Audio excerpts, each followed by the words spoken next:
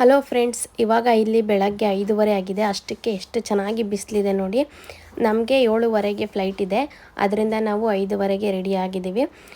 ನಮ್ಮನೆಯಿಂದ ಏರ್ಪೋರ್ಟ್ಗೆ 1/2 hour journey. ಅದರಲ್ಲಿ immigration ಇರುತ್ತಲ್ಲ, ಸ್ವಲ್ಪ ಬೇಗ ಹೋಗೋಣ ಅಂತ ಹೇಳಿ ಬೇಗ ಹೊರಟ್ವಿ.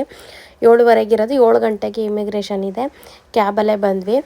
ಡೊಮೆಸ್ಟಿಕ್ ಆಗಿರೋದ್ರಿಂದ ಜಾಸ್ತಿ ಚೆಕ್ಕಿಂಗ್ ಎಲ್ಲ ಇರೋದಿಲ್ಲ. ಆದರೆ ನಾನು ಮಾಂಗಲ್ಯ ಸರ ಹಾಕಿದ್ದೆ ಅಂತ ಹೇಳಿ ಅದನ್ನು ಸ್ವಲ್ಪ ಹೊತ್ತು ಚೆಕ್ ಮಾಡಿದರು. ಮತ್ತು ಬೋರ್ಡಿಂಗ್ ಪಾಸ್ 7:45ಗೆ ಶುರು ಆಯಿತು. 7:15ಗೆ ಇದ್ದಿದ್ದು ಫ್ಲೈಟು, ಸ್ವಲ್ಪ ಡಿಲೇ ಆಯಿತು. ನಮ್ಮನೆಯವ್ರು ಬಂದು 2 ಡೇಸ್ ಇದ್ದು ವಾಪಸ್ ಬರ್ತಾರೆ. ಮತ್ತು ನಮ್ಮನ್ನು ಕರ್ಕೊಂಡೋಗ್ಲಿಕ್ಕೆ ಅಂತ ಆವಾಗ ಒಂದು 2 ಡೇಸ್ ಬಿಟ್ಟು ಬರ್ತಾರೆ. 15 ಡೇಸ್ಗೆ ನಾವು ಇವಾಗ 8ನೇ ತಾರೀಕಿಗೆ ಟಿಕೆಟ್ ಬುಕ್ ಮಾಡ್ಕೊಂಡಿದ್ದೀವಿ.